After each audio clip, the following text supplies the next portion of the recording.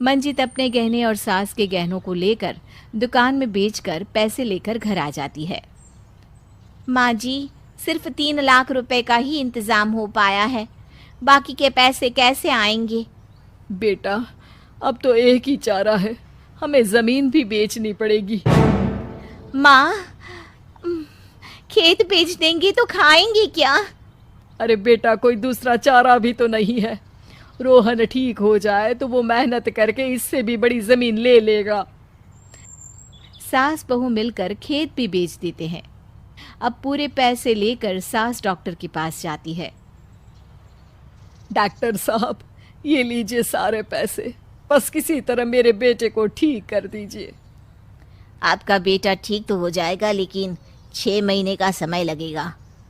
सास बहू सोच में पड़ जाते हैं कि अब तो कोई जरिया भी नहीं रहा जहाँ से उन लोगों को कमाई हो।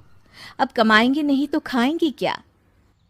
माँ जी, मेरे माता पिता ने लड़की होने के कारण मुझे ज़्यादा पढ़ाया लिखाया नहीं, लेकिन ट्रैक्टर चलाना सीखकर मैं कुछ काम करने के लायक तो हो ही गई हूँ।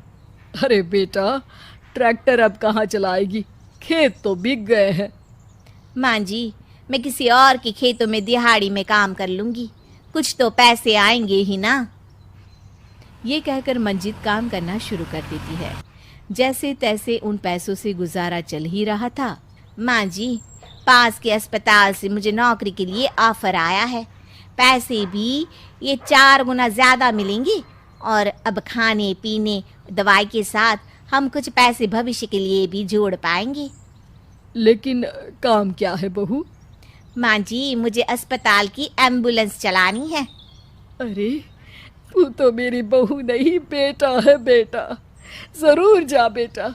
और हाँ, तूने पूरे गांव में एक मिसाल कायम कर दिया कि हर काम हर कोई कर सकता है। उनके लिए लड़की या लड़का होने की कोई ज़रूरत नहीं।